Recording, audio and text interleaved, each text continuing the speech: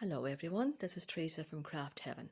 Today I am going to show you the half cross stitch used for tapestry and needlepoint. You'll see that I am using a pre-printed canvas. This has 10 holes per inch, 10 HPI. You can get finer canvases with 12 holes per inch, or more often used for cross stitch, 14, 16, 18 holes per inch and so on. The larger the number, the smaller the hole, therefore the finer the canvas, the finer the thread that you work with and the finer the needle. Today, because I'm using the tapestry canvas, I am using tapestry wool. This is roughly the thickness of Aran wool for those of you used to knitting. And I'm using a needle with a reasonably chunky eye.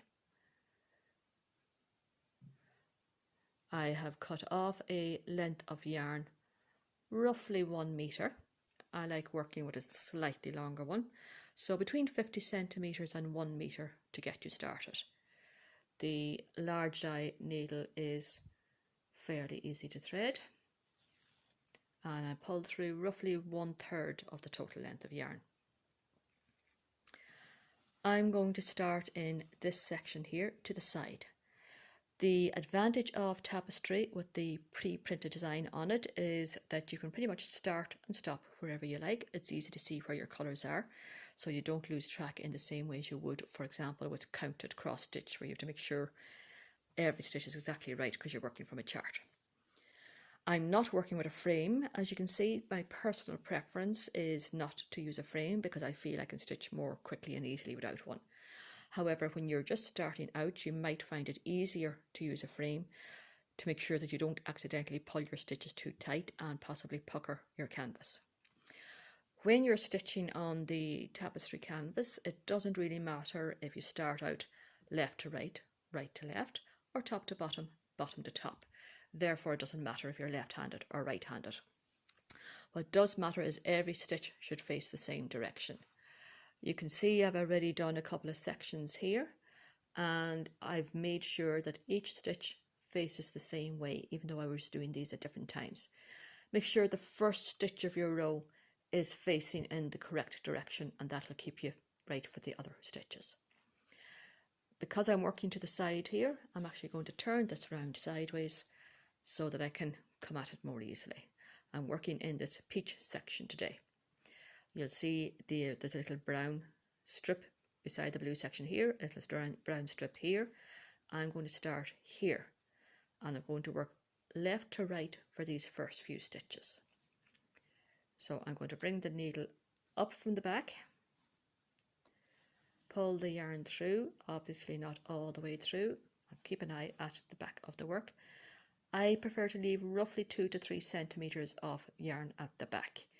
You might like it a little bit longer to hold on to. I'm a little bit mean. I don't like to waste yarn. You find 2 to 3 centimetres is enough.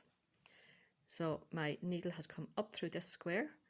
It's going to come down here. So that's 1 square above, 1 square over to the right. Push the needle down there. I'm holding on to the thread with my finger and pressing it against the canvas with my finger there to make sure that tail doesn't come undone. Just slowly pull the yarn through. You're not pulling it tight, which would pucker the canvas, just enough to lie flat. You also don't want it too loose, which would give you a slouchy kind of a stitch. Now I want the needle to come down 1 square from where the previous stitch finished. 1 square below where it finished. Pull the yarn nice and slowly, and I'm going to check the back of the work now. I want to make sure that tail is caught in that stitch. That's what secures it. We don't tie knots in tapestry or embroidery, especially if you're working with a finer canvas, which might be framed, because the knot will create a lump in your beautifully framed work. So the needle has come up through that hole. The next stitch, again, I'm going 1 square above, 1 square over to the right. Down with the needle. If you find the yarn catching or looping or sticking, just take the time to smooth it out. the next stitch 1 square below where the previous stitch finished. And again, as I pull that through, I'm going to check the back of the work to make sure that the tail is caught in that stitch. I'm only going to do that for the first 3 or 4 stitches. After that, it'll be secure enough. But just be careful for those first few stitches that you have the tail nice and secure. Again, the needle has gone up 1 square, over 1 square to the right. It now comes down 1 square from the back. And gently pull it through while checking that tail. Now you will notice that my stitches are all diagonal at the front. They're all vertical straight at the back. And that is normal. That's what you want. This is my last stitch in this row. Up 1 square, over 1 square to the right. That's row 1 done. Now for this row, I'm actually going to be working right to left, but my stitches will still face the same direction. So I'm going to work right to left, and I'm going to come down 1 square. So that means I have to start a row above. When you're working in a section that was already stitched, do try to make sure that your needle doesn't split the yarn that's already there. Just take your time. Okay, so I've come up 1 row.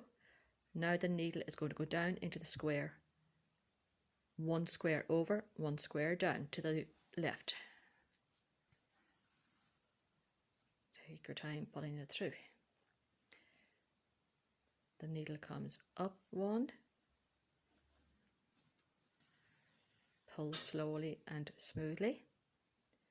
Now over 1, down 1 square to the left.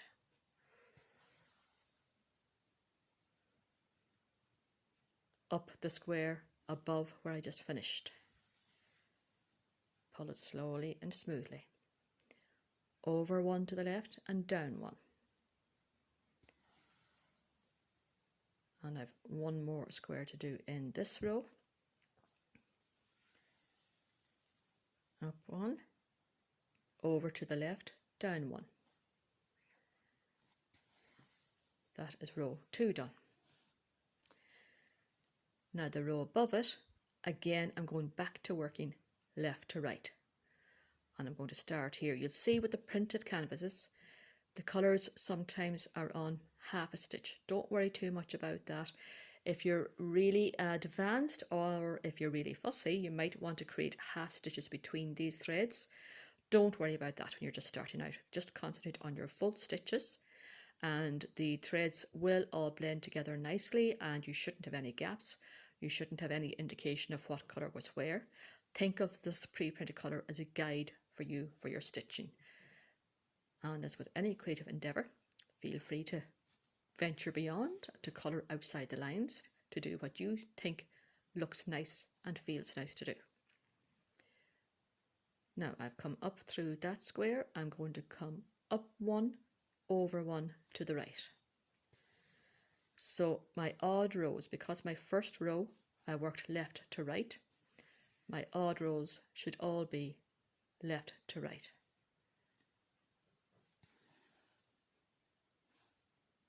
And as I say, just be careful when you're working on a row that already has yarn in it. Just be careful bringing the needle up that you don't split the yarn that's already there. So do take your time. Now I'm doing 1 more stitch on this row.